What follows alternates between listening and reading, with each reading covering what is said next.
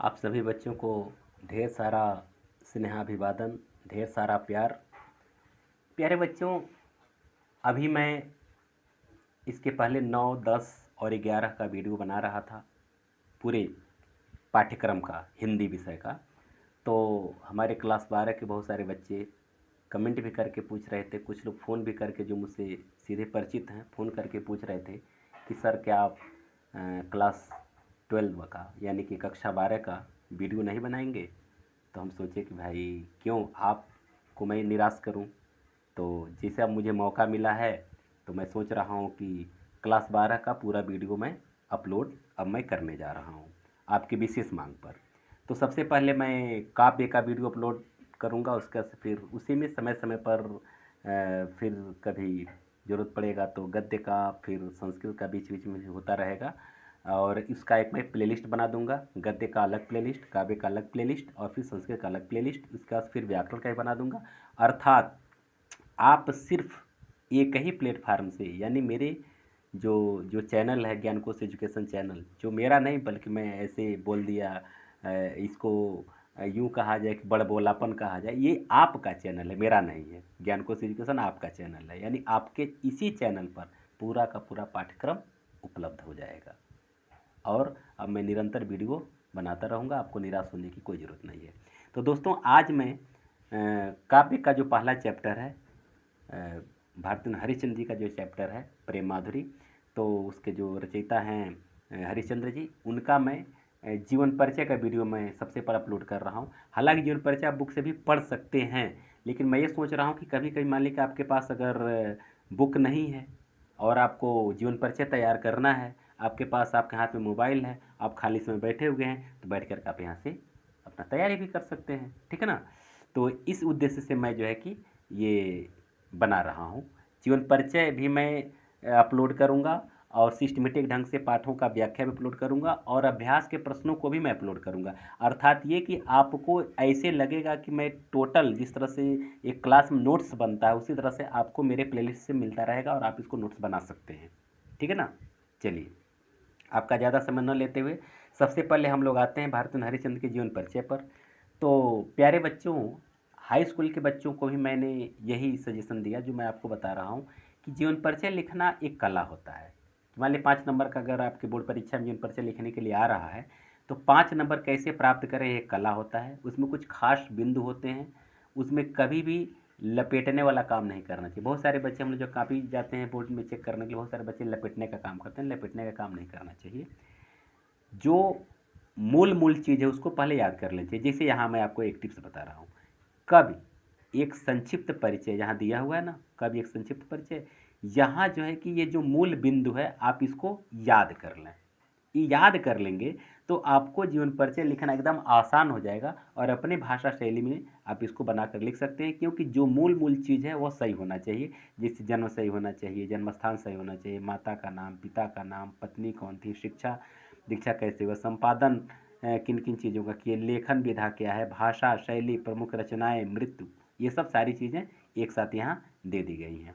तो आप इसको पहले बॉक्स में दी हुई चीज़ों का आप इसको याद कर लें, और अगर आप चाहें तो इसका अलग से अपने भाषा शैली में एक नोट्स भी बना सकते हैं।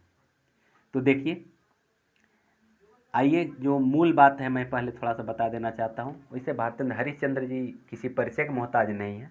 मात्र 35 वर्ष की आयु में इन्होंने जो उपलब्धि हासिल की, उपलब्धि नहीं बल्कि यूँ कहिए कि हिंदी साहित्य को जो योगदान इन्होंने दे दिया मात्र 35 वर्ष की अवस्था में, आज तक कोई भी ऐसा साहित्यकार नहीं हुआ है जो उनकी इस स्थान को ले सके।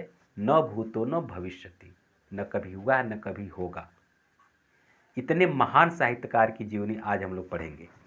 तो इनका जन्म जो हुआ था दोस्तों, कब हुआ था, 9 सितंबर 1850 को। जन्म स्थान कहाँ है, काशी जो है उत्तर प्रदेश में है।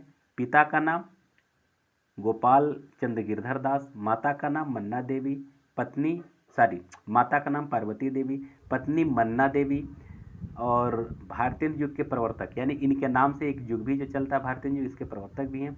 शिक्षा जो है स्वाध्याय के द्वारा विभिन्न भाषाओं का ज्ञानार्जन किए। सोच लीजिएगा कि विभिन्न भाषाओं का ज्ञानार्जन किए और स्वाध्याय से किए, और इतने महान कार्य करके ये दुनिया को छोड़ करके गए।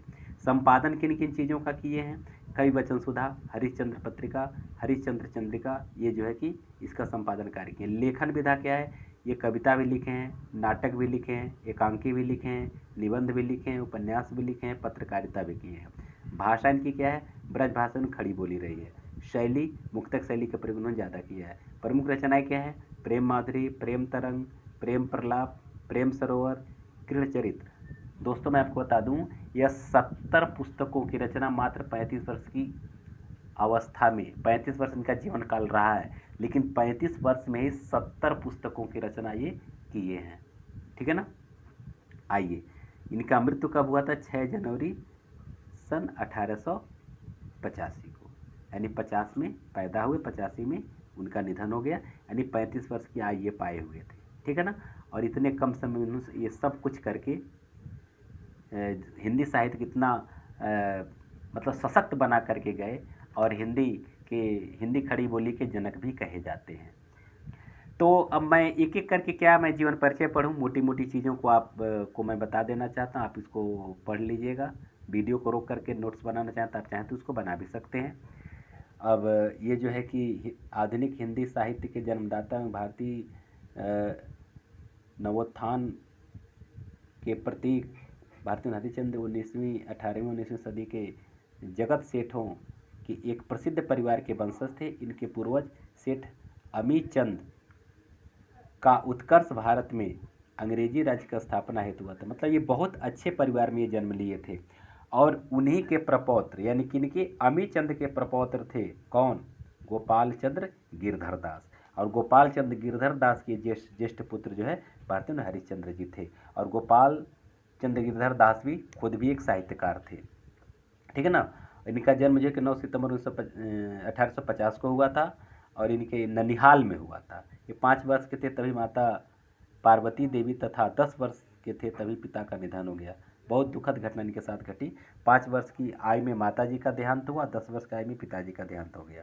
उसके बाद बीमाता मोहन बीबी का इन पर विशेष प्रेम न होने के कारण, बीमाता माने सौतेली माता, सौतेली माता का इन पर विशेष प्रेम नहीं था। पालन पोषण का भार जो है कि काली कदमा नाम की एक दाई थी, और तिलकधारी नाम का नौकर था, उनके द्वारा इनका पालन पोषण किया गया।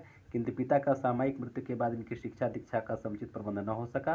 क्वींस कॉलेज वाराणसी में प्रवेश लिया, किंतु वहाँ भी मन न रमा। वे कुशाग्र बुद्धि के और तीव्र स्मरण शक्ति वाले थे। कॉलेज छोड़ने के बाद इनकी स्वाध्याय से हिंदी, संस्कृत, अंग्रेजी के अतिरिक्त बंगला, गुजराती, मराठी, मारवाड़ी, पंजाबी, उर्दू आदि भारतीय भाषाओं का ज्ञान प्राप्त कर लिया। 13 वर्ष की अवस्था में इनका विवाह काशी के रईस लाला गुलाब राय की पुत्री मन्ना देवी से हुआ।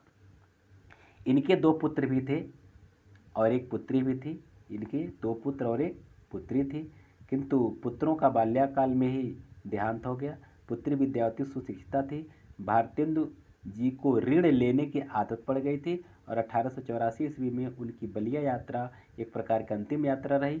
और बलिया से अन्य सांसारिक चिंताओं से क्षय रोग से बलिया से लौटने के अनंतर पारिवारिक तथा अन्य सांसारिक चिंताओं तथा क्षय रोग से ग्रस्त होने के कारण 6 जनवरी 1850 ईस्वी को 34 वर्ष 4 महीने यानी 35 वर्ष पूरा नहीं हुआ था में इनका देहांत हो गया। और बलिया यात्रा में जो ये भाषण दिए थे वही भाषण आप पढ़ते भी हैं।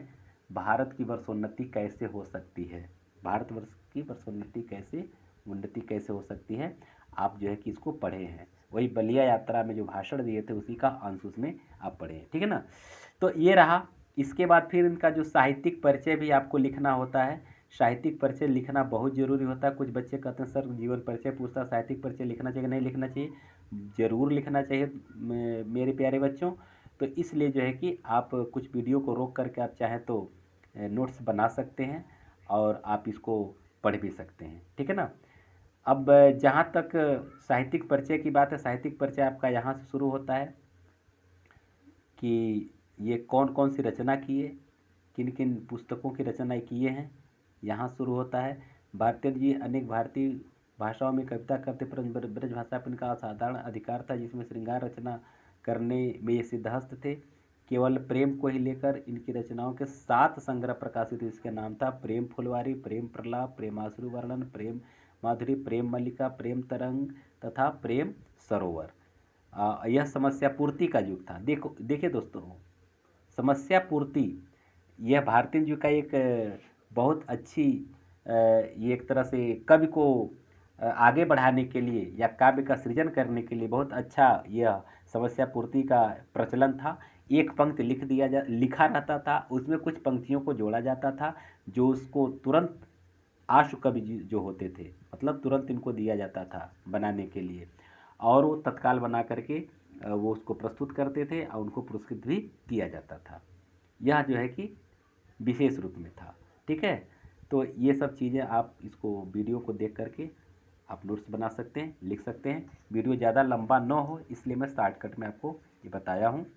अब इसके बाद जो है कि हम लोग अगले वीडियो में प्रेम माधुरी का सरस और सरल ढंग से व्याख्या पढ़ेंगे। आप लोग इस वीडियो को देखें, सुने। आप सभी लोगों को बहुत बहुत धन्यवाद। अगर आप मेरे चैनल पर नए हैं और अब से सारा वीडियो पढ़ना चाहते हैं, देखना चाहते हैं, नोट्स पढ़ना चाहते हैं, नोट्स बनाना चाहते हैं, और गद्य काव्य संस्कृत व्याकरण सब कुछ एक ही प्लेटफार्म से अगर आप पढ़ना चाहते हैं तो मेरे वीडियो को लाइक और शेयर कीजिए और सब्सक्राइब कर लीजिए और बेल आइकन को भी प्रेस कर दीजिए ताकि हर वीडियो का नोटिफिकेशन आपको मिलता रहे। आप सभी लोगों को बहुत बहुत धन्यवाद।